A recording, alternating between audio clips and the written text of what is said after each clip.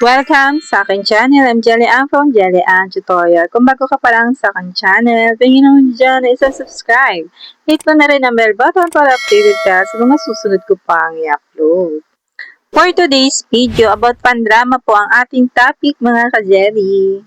So mga ka-jelly, may mga nagtatanong sa akin bakit daw hindi nila maklaim yung mga points sa pandrama. Ayan.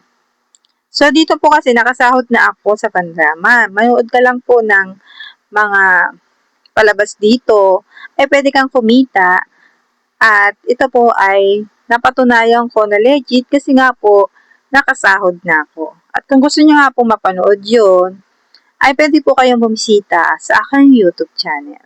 Ilalagay ko na rin po yung link sa comment section para po ma-direct po kayo doon sa video na sinasabi ko. Ayun po ay medyo matagal na yung upload ko na yun. At syempre nag-update po yung mga earning application. Katulad nga po nitong pandrama na hindi na daw po nila maklaim yung points. So dito po nakiklaim pa naman po itong pag nanood po kayo ng mga short video, nakiklaim pa siya. Ayan. Ang hindi lang po maklaim yung sa may ads. Kapag po halimbawa pinindot nyo ito, lalabas itong watch video to get reward. So, hindi po yung sa signal ang problema. Sa application na po yun. So, ganito po ang mabilis at magandang paliwanag sa nangyayari ngayon dito sa Pandrama. Hindi po ba kapag po ang earning app ay nag-update, ay madalas po na lumiliit din po yung tasking or yung nakukuha nating earnings. Dito po sa pandrama ay ganun din. Parang ganun po yung nangyari. Binawasan po nila yung ating paraan para makaipon po tayo ng coins. Ayan. Ayun po yung magandang paliwanag talaga dito. Kasi kahit naman malakas ang signal mo, ay hindi mo pa rin siya makuha. Kahit pa ulit-ulit na, kahit ilang refresh na, ay ganun pa din. Sa application na po yan. Parang ganito lang po yung ginawa ni Pandrama para hindi po natin siya maklaim. Pero dito po sa Earn by Watching Shorts, makiklaim pa po natin siya. Ayan, nakiklaim pa natin. Katulad niya, may lumabas, watch video, tapos may plus 750 points. Kapag na pinanood mo yung video, may additional ka daw na 750 points dito. And then, pag pinindot ko naman siya, ay hindi naman siya naglo-loading. Hindi na-open yung ads. Ads po kasi yun. Yung, lumalabas dyan. So, ganun lang po siguro yung paraan ni Pandrama para mabawasan yung ating pag-collect ng points dito sa Pandrama. So, para siyang nagbawas lang din. Katulad ng ibang earning app, parang bumaba lang din yung tasking. Ganun. Gets nyo ba? Legit pa din naman po itong Pandrama. Nagbawas nga lang po siya ng points para maklaim natin everyday. So, kung halimbawa meron kayong may invite, ay ganun pa rin po yung makukuha nyo. Legit pa rin po, kapag meron kayong na-invite, ay automatic mapupunta po sa inyong account. Tapos dito po sa claim rewards, dito sa treasure box, pagka po pinindot nyo yan, makiklaim nyo pa rin po yung 500 points. So, ayan. Copy content yun na lang po. Tapos, ayan. Pag na-copy nyo, okay na yun. May plus 500 points na kayo doon. Ayan. Tapos, dito naman sa taas, may plus 500 din. Pag tinap natin yan, meron siyang ads. So, hindi natin makuha yung plus 500 na yun kasi nga may ads.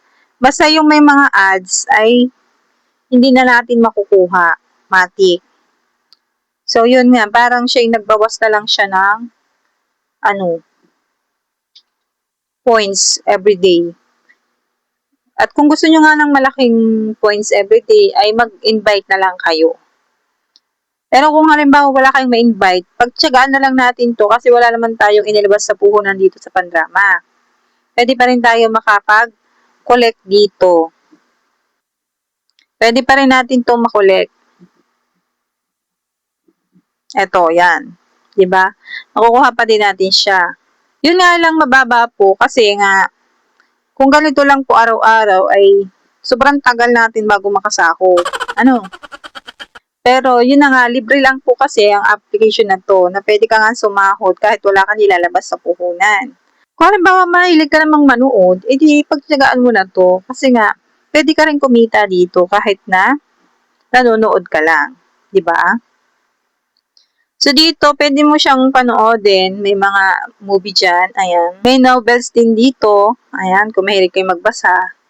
Marami kayong pwedeng panoodin. Ayan. Pwede kayo dito mag-search. Ayan, meron ditong search bar sa taas. At pwede kayong manood. At baka kakapanood yun, hindi nyo na malaya na sasahod na pala kayo. Ano? Kailangan mo makaipon ng 7,500,000 points para makapag-cash out ka dito sa Pandrama. So, magkano nga ba yun sa peso? 500 pesos po yun. So, bakit naman ganong kalaki? Madali lang po kasing makaipon kapag marami kayong invite. Kaya po ganong kalaki. At wala po kayong inilabas na puhunan dito. Tapos, pwede pa kayo dito mag-enjoy kakapanood ng mga ganitong drama. C-drama po ito. At kung mahilig po kayong manood ng mga ganon, ay pwedeng-pwede po ito sa inyo. Sa mga gusto nga pong itry ito, ilalagay ko po yung link sa comment section at sa description box para po ma-download nyo na. Ayun. Pero dito, nakaano na ako. Naka-withdraw na ako ng 500. Dito kasi, makikita mo sa total points, 9.2 million points na ang nano ko. Ibig sabihin, nakasahod na ako ng 500 pesos. Kaya masasabi kong legit to kasi nga, nakasahod na ako.